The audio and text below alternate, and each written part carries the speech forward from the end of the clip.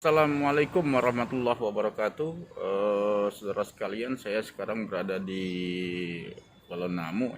Mau terbang mencari sesuap rezeki, sesuap nasi lah. Selamat untuk penyidik KPK yang terus berjuang menegakkan pemberantasan terhadap tindak pidana korupsi ya. Dan saya dini hari tadi membaca berita bahwa penyidik KPK telah menetapkan Menteri Sosial sebagai tersangka pada kasus penyuapan bantuan dana sosial untuk masalah COVID-19 ya. Saudara sekalian, ini mau boarding, cuman saya sedikit ingin bicara bahwa saya melihat bahwa KPK menetapkan tersangkanya itu Menteri Sosial ya sebagai pegawai negeri atau penyelenggara negara dengan 2 orang mungkin rekan-rekannya. Nah, sementara pihak swastanya diterapkan pasal 5 ayat 1 ayat 2. Apa beda pasal 5 dengan pasal 12 huruf A? Pasal 12 huruf A itu intinya ada permufakatan jahat, sedangkan pasal 5 tidak ada permufakatan jahat, saudara sekalian. Ya, tidak ada permufakatan jahat.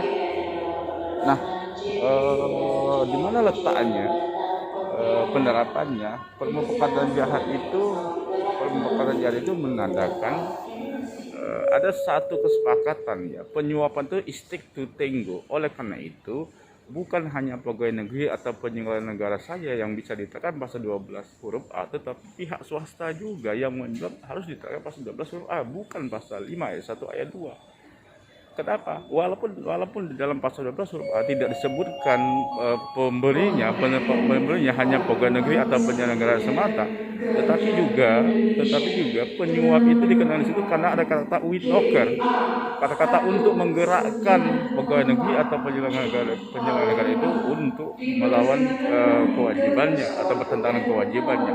Nah, kata-kata menggerakkannya itu with locker dalam hukum pidana pasal 55 KUHP menyatakan with locker itu antara yang menggerakkan yang digerakkan sama sebagai pelaku. Oleh karena itu menurut saya pihak swasta yang melakukan penyuapan terhadap tersangka katakanlah dalam kasusnya Menteri Sosial, maka harus diterapkan juga pasal 12 huruf A bukan pasal 5. Karena tidak adil kalau hanya pegawai negeri atau penyelenggara negara semata yang diterapkan pasal 12 huruf A.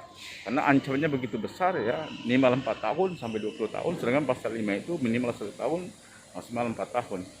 Oleh karena ini sedikit masukan bagi penyidik KPK untuk mengkonstruksi nanti di penyidikannya untuk satu tersangkanya itu seharusnya antara penyuap dan yang menyuap itu sama statusnya di pasal 12 huruf A.